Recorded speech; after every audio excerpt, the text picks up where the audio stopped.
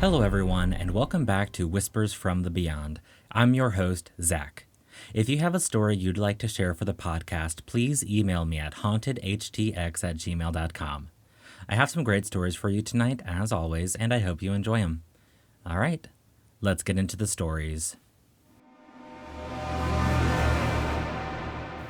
This story comes from MackGforEver. Weird creature in the forest jungle of El Salvador. This story was told to me by my uncle, who swears it really happened. He was the only one in the family this happened to, so no one else can back up his story. I don't know if I believe this myself. In 1979, there was a 12-year-long civil war in El Salvador. My uncle was in the military, and he was sent into the jungle with like 6 other guys to look for militia groups that were supposedly camping out there. After walking in the jungle for hours, they suddenly felt the ground shake as if something big was coming towards them.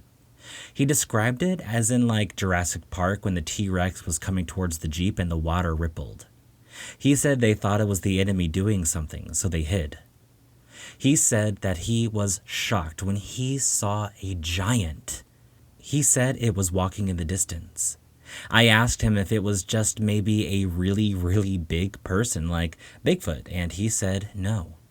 It was more of a Jack and the Beanstalk kind of giant. He said there were trees blocking the view somewhat, but that he could make out that it was a really big human. He said it was as tall as the tallest trees there. He said he tried to get a good look at it, but he was terrified and didn't want to get out of his hiding spot when he realized what it was. He said the giant basically just walked past them. He said they were all terrified and waited there for a while as they were scared to bump into another one. He said 2 of the guys suggested to try to kill it to get rich, but the guy in charge told them to stand down. My uncle said everyone thought they were idiots for suggesting such a thing. He said they walked back to the base as quickly and quietly as possible. They told everyone when they got back, but no one believed them. They were friends with the pilots, and the pilots called bullshit on their story because they fly over the jungle all the time and would have seen such a creature, especially if it was as tall as the trees as they claimed. He said all of the guys described what they saw. One guy claimed that it appeared bald. Another guy said he thinks it had some sort of loincloth like Tarzan. My uncle emphasized that he didn't get a good look at it, and all he knew was that the ground was shaking as if some really big creature was coming towards them. He saw what appeared as a giant human walking in the distance. He got down and hid and waited till it was gone. I began to ask him things like, if it was real, don't you think they would have found a body or bones of something that big? Especially since El Salvador is so tiny in relation to other parts of the world. He responded along the lines of, I don't know none of that stuff. I just know what I saw that day. I don't know how I feel about this one personally. It seems a little out there. My mom said it was maybe some sort of spirit that just made itself appear as a giant to scare them. During the Civil War, my mom claims there were a lot of paranormal things going on because of all the deaths that were happening. A lot of innocent people were being killed.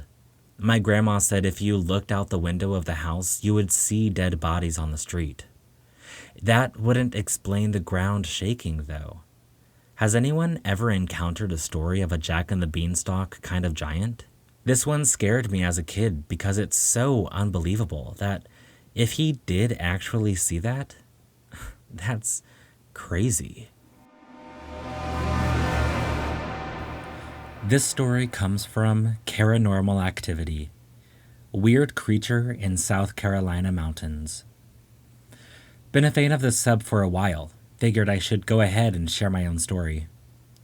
This took place last year at the beginning of summer. I was with my mom headed down to my Nana's farm to visit for a weekend. For some context, she lives on a farm back in the country, right at the foot of a mountain in rural South Carolina. It's a very secluded area, so the roads are badly maintained and barely wide enough for 2 cars to pass one another.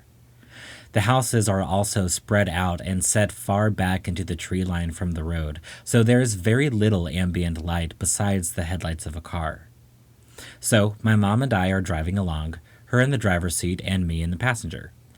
It was around 11 p.m., and we're about 15 minutes out from Nana's, deep in the woods with the radio down, almost to silent. We come onto this straight stretch of road in a heavily wooded area, and suddenly this blur of a creature darts across the road right at the edge of our headlights.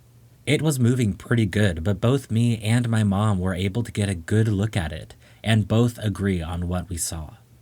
It was a fairly large creature, roughly the size of a person or bigger. Neither of us could make out the head, but we both remember it appearing to have a segmented body, my mom's words, as if it were emaciated and its rib cage was poking out. The reflection of light made it hard for me to see color, but my mom said she remembered it to be dark and she didn't see fur or hair. It had long limbs, and as it moved across the road, it didn't run the way a dog or horse would with all four legs. The best word to describe it would be loping, using its front limbs to pull itself along, and it was moving considerably fast. We both said something along the lines of, "What the hell is that?" as it moved in front of us. As we got up to where it had crossed, I turned to look at it as it reached the other side of the road and out of our headlights. And I swear on my life, it stood up and ran. Not like a dog rearing on its hind legs. It was definitely bipedal. I immediately yelled that it had stood up, and we both started getting nervous. I honestly would have thought I was going insane had I not had another person in the car with me.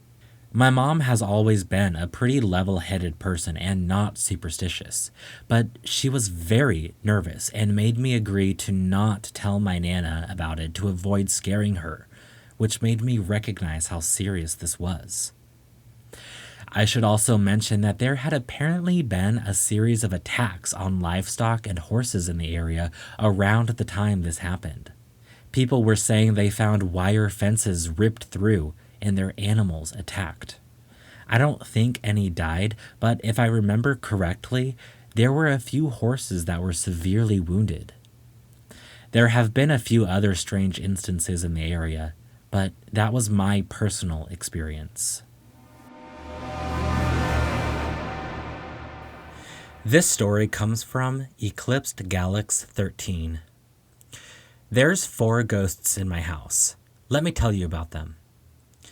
I've been seeing ghosts as long as I've lived, and especially in this house. This has been my childhood home since I was around 6. Over the years, I've had a lot of paranormal experiences. From my experiences, I know of 4 ghosts that call this house home too. I've written about them in the order they appeared to me. Ghost 1. The first ghost is an older woman, around 40 to 50. This is the ghost I see the most, though I don't have any interactions with her. She will usually appear in my peripheral vision and then vanish. She will often whisper to me words or short phrases like my name. She is very kind and motherly, and I think she was sent to watch me after my mother passed. This is not my mother's ghost. Her aura is a light purple, maybe a periwinkle. Ghost 2. This ghost is a small young girl, 9 to 12. I don't often see her, but I psychically interact with her the most. She is very playful and likes to mess around with my stuff, such as moving my plushies around and misplacing items. She has a strange fascination with lights and lamps. From the bits I've seen, she has long brown hair around mid-back and the most stunning golden eyes I've ever seen. Her aura fluctuates between light pink and an icy blue. Ghost 3. This ghost is a man, I think 20 to 30, the one I feel the presence of the most. He loves to sit by windows and shadowy doorways. He doesn't really have any defining physical traits, but his aura is shaped a little differently from the others. I mainly feel him during the night. It doesn't feel like he means to scare and watch me. Rather, I think he is trying to keep watch and protect my family. His color is a burnt orange to deep red. Ghost 4. This ghost is really hard to explain. It's an animal spirit, but its form constantly changes. Sometimes it appears as a dog, maybe a cat or a bird. This ghost I observe the most. It appeared right before my dog passed, then disappeared for a bit. But now it's returned, and I think it's rather fond of my cat. Most of the time I can't see it, but I can definitely feel this one the easiest. It loves to play and meow to my cat and will even curl up with her. I honestly don't really have a color for this one since it changes so much. None of these ghosts are blood related from what I can feel. I do sense a connection between ghosts 1 and 2, similar to a mother and child. If I had to say, I think Ghost 1 had a child pass away or she died shortly after giving birth and couldn't raise her kid. She is now using 2 as a replacement child to raise. I'm still struggling to figure out who these people used to be in life. Most will disappear before I can speak with them, or can't speak at all. This story comes from Butterfly Pancake. I accidentally invited a ghost cat and a man into my home. So this happened when I was about 13 or 14. I live in a city with a river running through it. My classmate and I used to go on walks along this river to have private talks. Along the way, there was a cemetery, and for whatever reason, we always went through it. What I learned later was that if you visit a cemetery or a graveyard and exit from a different place than where you started, you may be inviting ghosts to follow you. Anyway, we did this at least 3 times before I started experiencing something. I have a habit of falling asleep while facing the wall, and I also had a cat during this time. One night, while I was trying to fall asleep, I felt my cat jump up on the bed where my legs were and felt her moving towards me. I turned around to greet her since it was unusual for her to do this, but my cat wasn't on the bed. In fact, she wasn't even in the room. I got out of bed searching for her and found her in the living room with my parents. Thinking that I imagined it, I let it go. But a few days later, it happened again. And it kept happening almost every other day. Sometime during this, I also felt someone sit on my bed near where my legs were. At first, I thought it was my sister sleepwalking, but once again, I found no one there. The reason why I think the ghost might have been male is that it gave off a masculine energy. Every once in a while, I felt the man also sit on my bed, but one time when he sat down, I felt uneasy. I don't know why, but he didn't have a friendly energy anymore. I moved my legs, which got rid of the feeling. He must have sat down a couple more times, and I still felt scared with each one. Then, one night, I heard a male voice in my ear, angrily whispering my name. That caused me to jump out of bed and run into the living room where my mom was. I'd say she's a bit spiritual, so I told her what happened.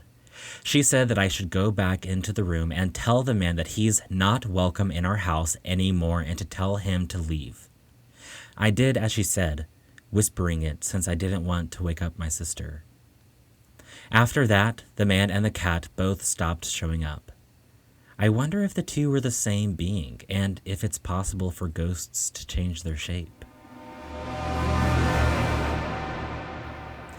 This story comes from RockaireFan 123. My very first paranormal encounter? This may sound like a cookie cutter story, but it's what I remember and it's stayed vivid in my mind since I was little. I'm 18 now, and my family and I used to live in a pretty good-sized trailer. It was a nice trailer and everything, but that's not the point of this. I had to have been 8 or 9, maybe a little younger when this happened, but I remember that I was sick one day and didn't end up going to school. My mom had taken off work to be home with me, and I pretty much stayed in bed all day. At some point during the day, my mom had left me alone at the house to go and get me some soup from the store. I don't exactly remember what all led up to this, as it was so long ago, and again, I was only 8 or 9. But I just remember the house being dark and quiet, as I had no TV in my bedroom at the time, I don't think. So, me being alone, I was already kinda on my toes as it was. After Mom had left, I don't know what on earth could have caused it, but I swear to God, I heard every single one of our pots and pans clanging together. I remember that I was scared shitless. I called my mom and everything. Of course, she thought I was making it up. But I was absolutely distraught and shaken up big time. After I had called her, I slowly creeped into the kitchen to get a look at what was making the said noises. And lo and behold, every single pot and pan we have is out, swinging on their hinges. Obviously, this made things even worse for me, and I didn't handle it very well. I remember I was shaken up for quite some time, and this memory has stuck with me ever since. I am a firm believer in all things paranormal and abnormal, so for me, this is even more reason for me to believe in these things. This has been the only occurrence I've had of this type in my life thus far, and I'm unsure if this will ever happen again. But I stick to my beliefs, and they stick to me. Thank you for listening to this episode of Whispers from the Beyond, True Ghost Stories. If you have a story you'd like to share, please email me at hauntedhtx@gmail.com. I want to thank MackGforEver, Caronormalactivity, Eclipse Galaxy 13, Butterfly Pancake, and RockaireFan123 for letting me share their stories. Connect with me on Instagram at hauntedhtx and let me know what you think of the show. Finally, please leave a 5-star rating and a positive review so more people can find the podcast. That's all for now. Bye, y'all.